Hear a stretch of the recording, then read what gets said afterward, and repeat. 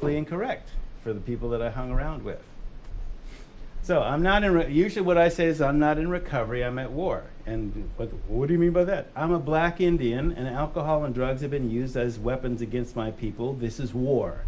Yeah. You do not make yourself weak before the enemy in time of war. Now, 12-step, that's not in that framework. Strong statement. You notice I have strong opinions, so that's how I see it. Addiction is slavery. I'm not just making that up, and I'm not the only one to believe like that, but it tends to be black folks working in urban settings where people aren't getting access to 12-step based treatment that do that. That's not the stance of the Black Panthers or the Nation of Islam or whatever. I'm just being real here, that's all. Yeah. So, well, would a clinic consider you in recovery, or is there like a certain time after? I've never met the clinical. Okay, so in high school, okay, I spent the entire 4 years of high school. I figured it out one time, 3 weeks straight. So stoned every day, straight A student. High performance drug users. There are some. You will encounter them. Okay, where they're able to maintain, I don't recommend it, naturally, but it is not unusual. So DSM, this is the reality. They're looking for impairment.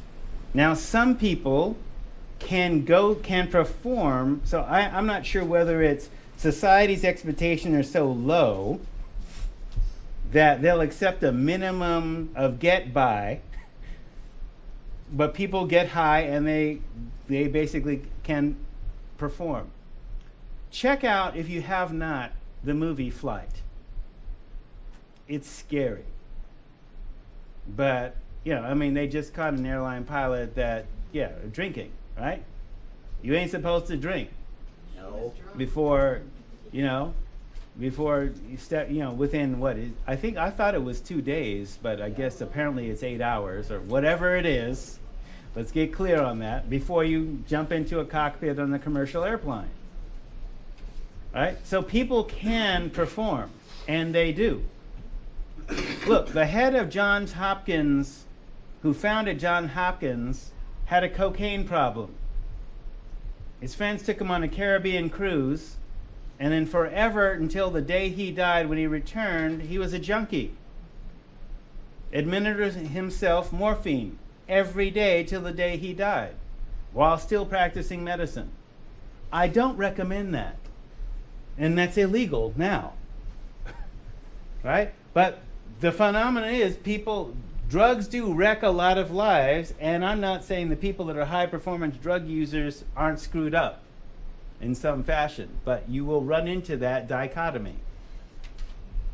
Okay, so we're still supposed to follow the medical standard. That's probably against medical advice to do that, but people can perform. It's amazing what the human body will take.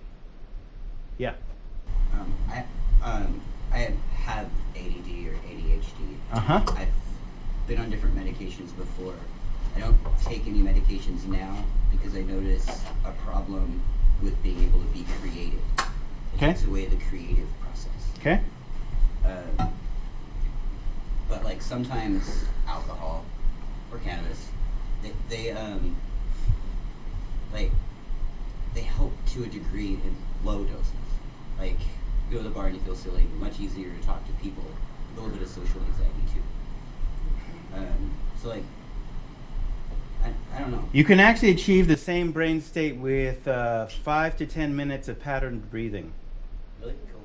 Oh, yes. All right, I'm looking for some of that. All right. See me after. Yeah. So, Yoga, yeah, right. If you had been considered addicted, would you be in recovery? Sure. But I never met the clinical definition. Okay. Right? So you meet the clinical definition for an addict of whatever. Right. Alcohol, whatever. Right.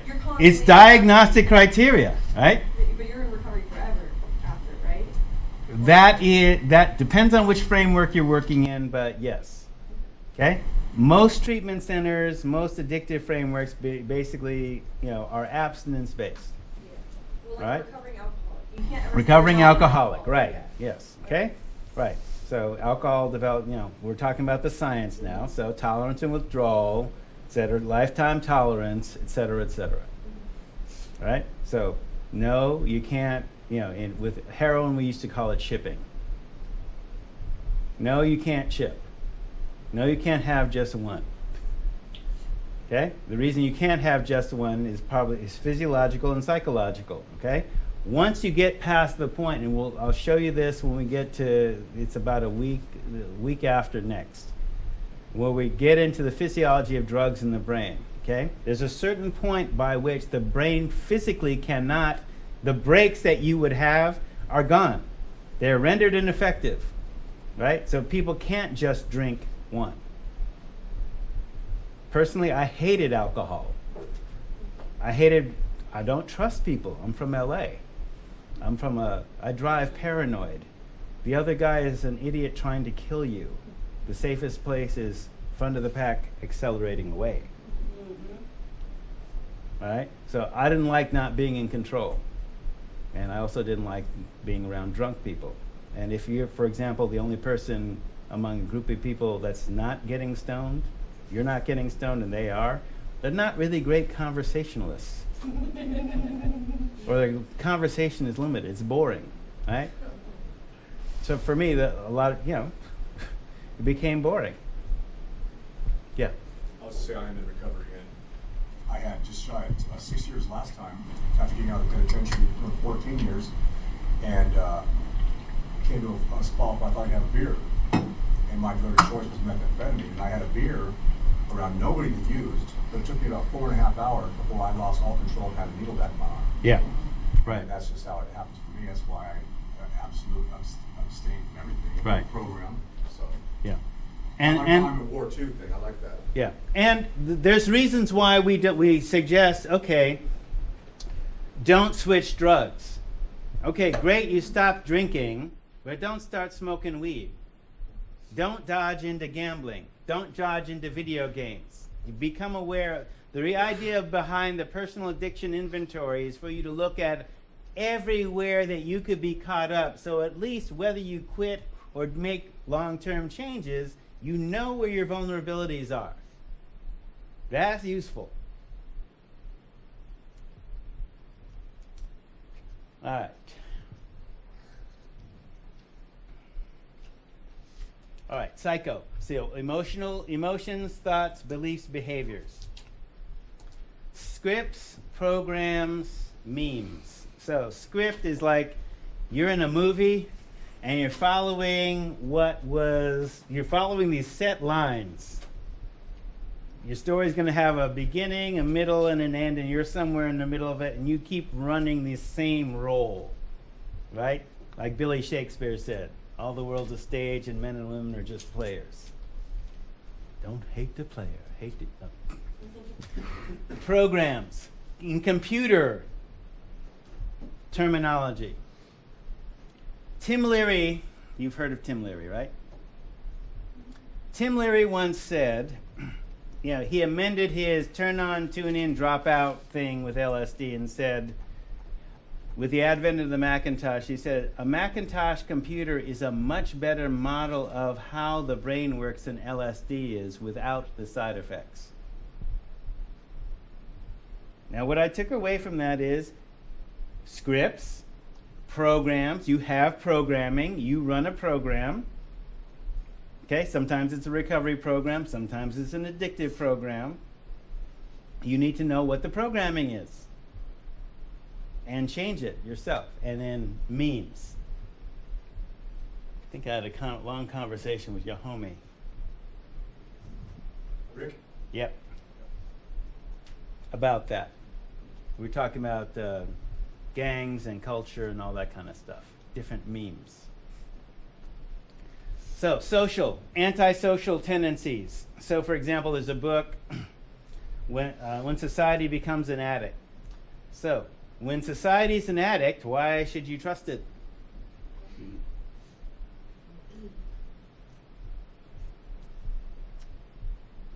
I think it was a line from Mick Jagger about Speed Freak Jive.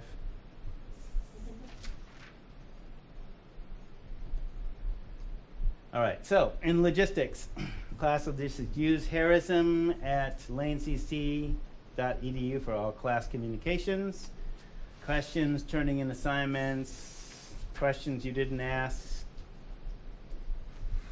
Use Moodle to download class materials and upload assignments, and my preference is to use Moodle for assignments, but email is a primary source for assignments, my preference. You can both upload them to the Moodle site and email them to me as well. Either way.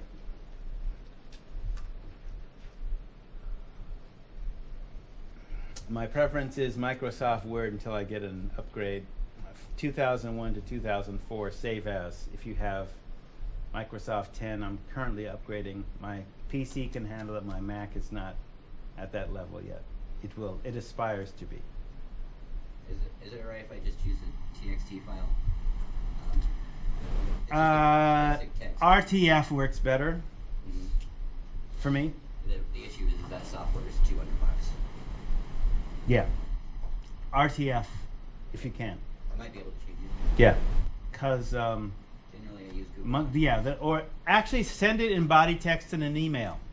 There we go. Yeah, I'll do that. Right? And actually, you could do that as a general rule. If you attach an assignment to an email, put the assignment in body text in the email in case there's a problem. Yeah. So, like our whole diet and all that stuff. Personal addiction inventory, yes. That's going to be through Moodle. We're going to upload it and stuff, or Yeah. Yes. Okay. You can load each section as you do it. Okay. Right? But I'm just, giving you time. Probably you want to start at week 5. Start it right away. I don't care, but yeah. With the biopsychosocial Recon, yes. recon, We'll be talking more about that. okay, so do you actually want us to find somebody? For example, make up a client. Okay, so you want Okay? fiction. In the trade, we call them composites. What a composite actually is you take elements from this story, that story, and you make a fictional person. Okay. Or you can take a real person and change the names to protect the innocent, confidentiality, and all that stuff. But Yeah, yeah. right. So you do a biopsychosocial. And I'll be showing you Carmen Brightrobe and Tony Soprano. Okay. Real people, but change the names. Show. Okay, and it's also physically to drop in stuff at the recovery center too, or the counseling office, either way. So necessary material for tests will be in PowerPoints. Basic lesson you should draw is what I present. It's kind of like a hypercube. Assume there's other dimensions you can unfold and should explore on your own. Present a lot, but don't assume that it's all you need to know. So that's a cube. So remember, we were talking about that the other day. Treatment has to occur within a defined and limited, culturally defined mindset. And clinical setting, medical, moneyed, educated, compensated, and time limited.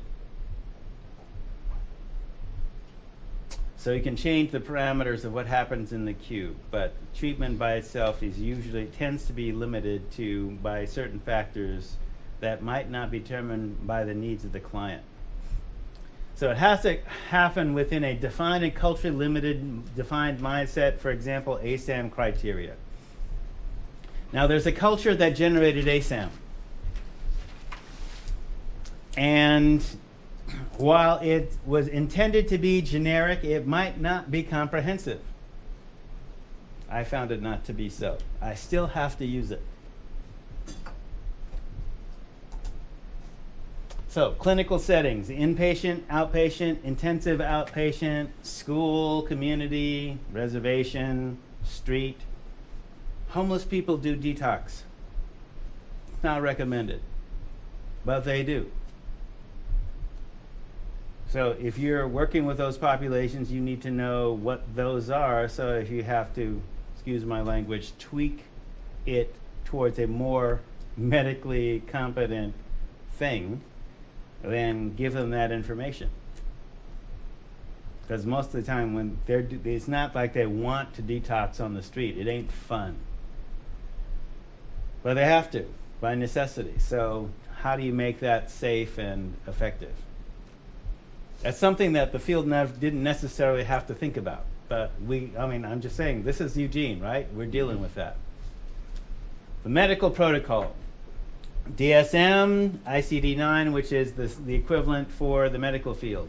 Description of all disease conditions. DSM is basically mental health and addictions. So, moneyed. People are uninsured. They may be insured when the Affordable Act kicks in late next year. What are the implications? Participate in conversations about what that's going to look like. Educated, literate above high school.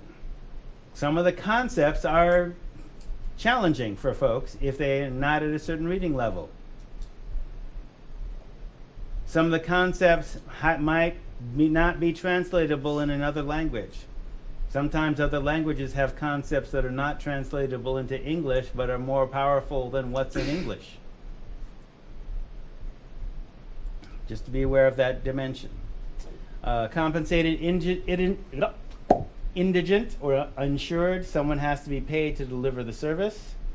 Time limited 28 days, 3 to 6 months, plus aftercare, whatever the time limit is, however that's defined. So in order to think out, so we're learning about what's in the treatment box, but I also want to operate and get you used to operating outside of the treatment box, even if you're working in treatment. So the box contains what you've been taught in the what is referred to in the literature as the matrix of domination. That is your socially defined identity, your label, your place. So in treatment, you might get the client to look at their feelings, the driving emotions that are driving the addiction. You might get to how their thoughts and emotions lead to certain behaviors. For example, this is a goal of cognitive behavioral therapy. But what if your personal, professional, scientific, or emotional framework doesn't capture their emotional spectrum? Are we supposed to be field-centered or client-centered? So what if your treatment program doesn't serve them or acknowledge their emotional spectrum? Then it would be up to you.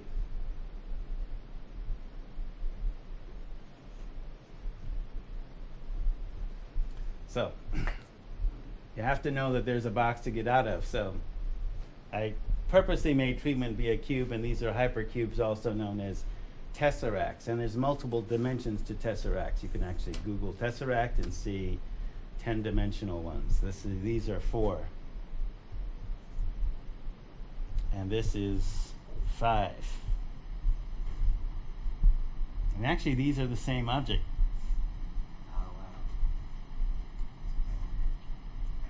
Hypercube or tesseract. Okay?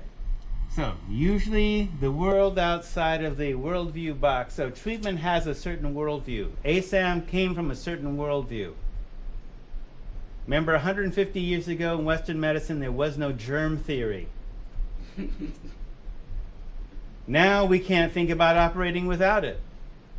Now we have a theory of addictions, but that wasn't present when the Puritans were giving rum to 4-year-olds.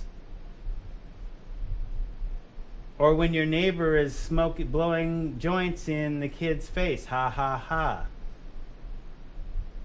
Or the 5-year-old's going to get a beer. Or, now we think of those as no-nos, but those often still happen. So what if their world is larger than your treatment box? It usually is. How do you get them to connect the dots? This is a 4D tesseract. That's a 10-dimensional tesseract. So connecting the dots. So you don't have to answer these questions. So what if that's your treatment box and that's their actual experienced world?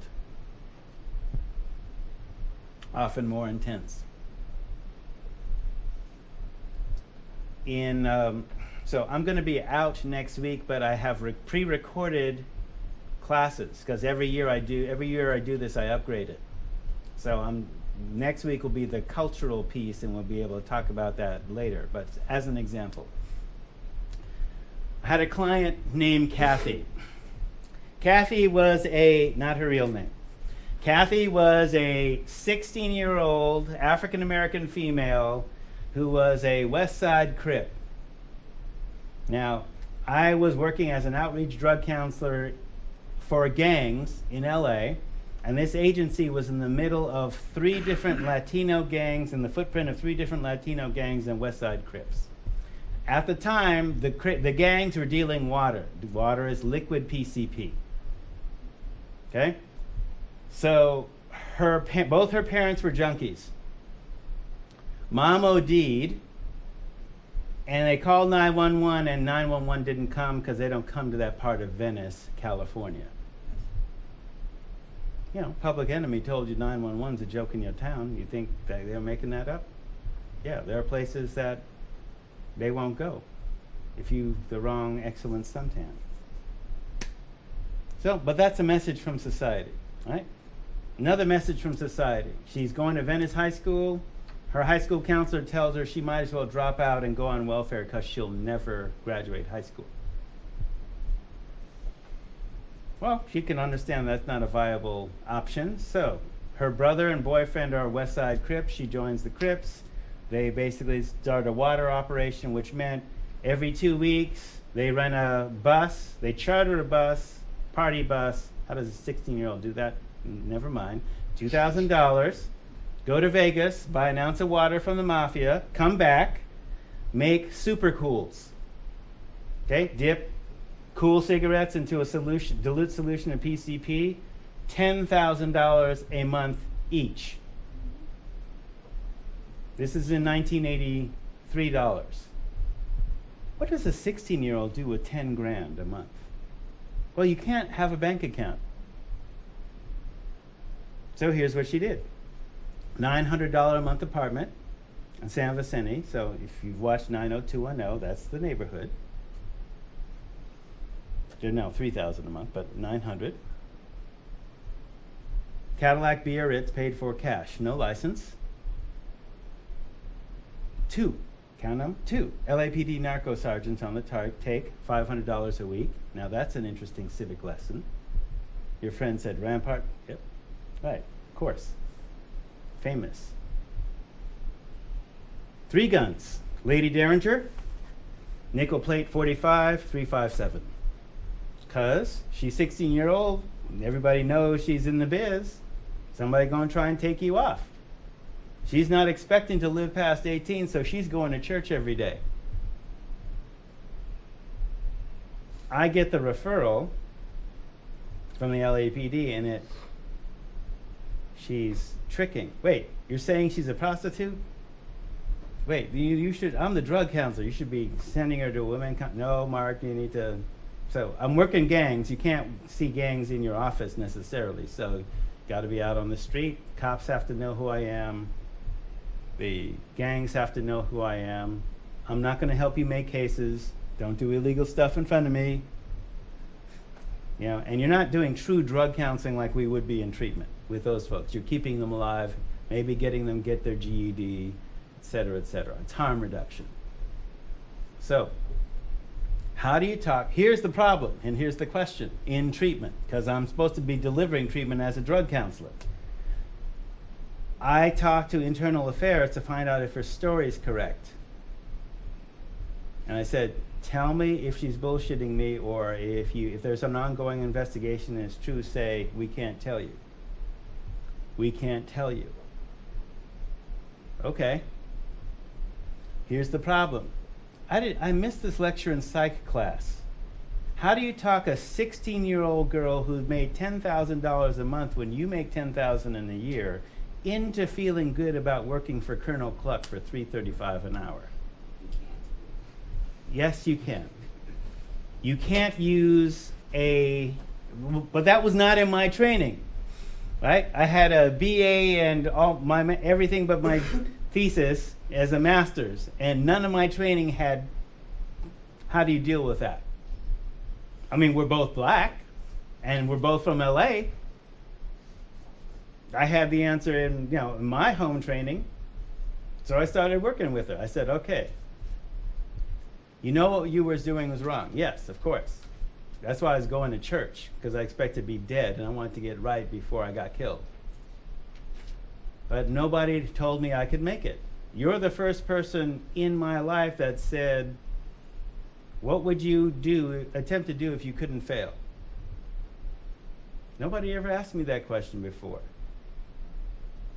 Well, I'd want to help, as many addicts do, many gang members do, I'd want to help kids that were like me, because what happened to me was whack. Okay, here's how we do that. Okay, you get your GED, you want to become a lawyer, et cetera, here's what the path is in front of you, and here's what part of your training is.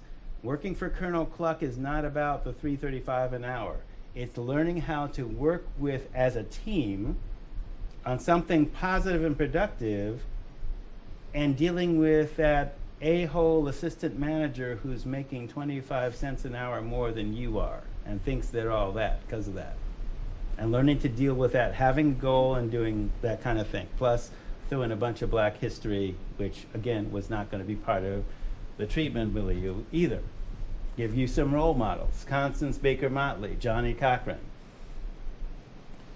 So when we talk about dimensions of human experience, as you saw from this if you were here last term, so in a two-dimensional level, you think about thinking and feeling, cognitive behavioral therapy. Think, feel, do.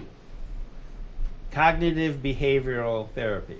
All right? Think, feel, do. Well, think, feel, do, and then reflect on what happened before and project into the future, which could be part of CBT, but maybe not. Think, feel, do, reflect, project, proact, because you want to prevent something from happening, then act, and then react, but that's not necessarily the best thing to be reactive, because sometimes your reactions are not always positive. But you want to set that up. So be able to respond instead of react. So project, act, react, respond, resound, which means you're now affecting the environment around you. And then there's another level in which you are being the change agent. So often when I'm working with clients, I say, here's the deal. You can see me for free, but I have an agenda, and that is I turn clients into practitioners. So that's the deal. You work with me, then you're going to do this for other people. Well, of course, we have to work on your stuff first, but we often are. But you can change this field. You can be in this field. And these are all capabilities of human beings. All right, so it's not what's wrong with you, it's what happened to you. Trauma often drives addictive behavior. Yeah. But then, what about that percentage that hasn't been through any trauma, the silver spoon, mommy and daddy aren't there, but the money is. So you kind of have free range to experiment, and then things tend to jump off. But you know what I'm saying? I would think, yes, I do. I would say that you should actually reframe trauma as not necessarily being in a situation where blood is spilled or you're in physical danger, but where you haven't been given a life purpose. If everything's been handed to you, then essentially you're living in a situation where you're being made weakened. That could be a form of abuse, not necessarily by neglect, but by making things too easy for you. Okay, and what happens in that situation, and this is one of the things I was talking about with your friend. I didn't tell you about the what's up nigger thing, right? Okay, so we're having a gang symposium here at the college, day after tomorrow. And the press is basically talking about a trend that we've observed since the 90s, particularly in Oregon, but definitely in other places. When I was talking about West Side Crips were a multiracial gang back then in the 80s, and the gangs have always been, right? So, I'm walking down 13th, and I hear, "What's up, nigger?" Being the only one on the street that I can see, I turn around. Yeah, I thought they were talking to me, but it's two white kids. So I step to them. "What's up with the what's up, nigger?" "Oh, no, not you." Respect. "No, really, what's up with the what's up, nigger?" "We're 7-4 Hoover Crips." "What? Where are you from?" "We're 7-4 Hoover Crips." No, I'm from 48th and Dinker. I know you're not from 74th and Hoover in LA, and I know they ain't no 74th and Hoover in Portland. "Where are you from, Beaverton?" "Well, yeah." "What do your parents do?" "Lawyer and a school teacher." "So you're telling me somebody came up to Portland from 7-4 and jumped you in? You jumped in?" "Yeah." "So why are middle-class white kids, so 80% of what they used to call black-style gangs, the cops used to call them black-style gangs, but if 80% of the people in them are white kids, you can't say that anymore, so they call them LA style, not like that's different." Okay, so why are 80% of the white kids who are like middle class joining these urban meme street gangs? Now, the literature didn't talk about that. Because it's like, okay, this has been happening. This has been happening since the 90s. How come you haven't had an effective counter to it? And how do you explain what's happening? Y'all need to figure that out. In the white community, if you're saying now the gang problem is not minorities, it's white kids, y'all need to figure what's up with why these kids are doing it. Because here's what they tell me. They're telling me that they think white society is whack, and this is a way that they hear truth in rap music.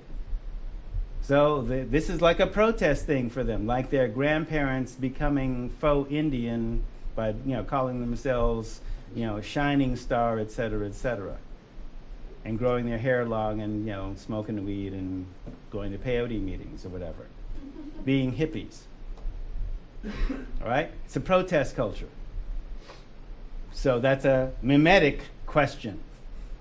What's the meme that they're trying to emulate? So that's one of the things that's happening with people that had come from privilege. Right? So trauma doesn't always mean bad stuff happens to you, but that is often what we're looking at. So vicarious trauma, VT, PTSD, PSSD, MGT, vicarious trauma. You are going to be hearing horrific stories. And that's going to affect you. If you're at all good, you have to empathize with them. That means you have to take care of yourself. Vicarious trauma. It didn't happen to you, it happened to somebody else, and they're telling you your story. You're going to be affected by it. It is a stressor. Post-traumatic stress disorder. In street talk, really bad stuff happened to you, and while you were in it, you had to stuff it. And it keeps coming up in dreams and flashbacks and a whole raft of symptoms that are described in DSM. Come on. PSSD. This is not within DSM. In fact, the American Psychological Association doesn't recognize that racism exists. Black practitioner, I'm serious, I'm not making that up. Black practitioners have said, look, the same symptoms of PTSD black people are experiencing as a result of 300 years of slavery and another century of discrimination. Violence, all kinds of other stuff. And it's basically resulting in a bunch of behavior, including gangs. And then multi-generational trauma, which came out of Indian country. So if you have survived genocide, the boarding school experience, World War II internment camps, Japanese internment camps, Jewish internment camps. Even if that was your grandparents, you're experiencing that trauma. 2. Reservations. It's a form of violence, yes.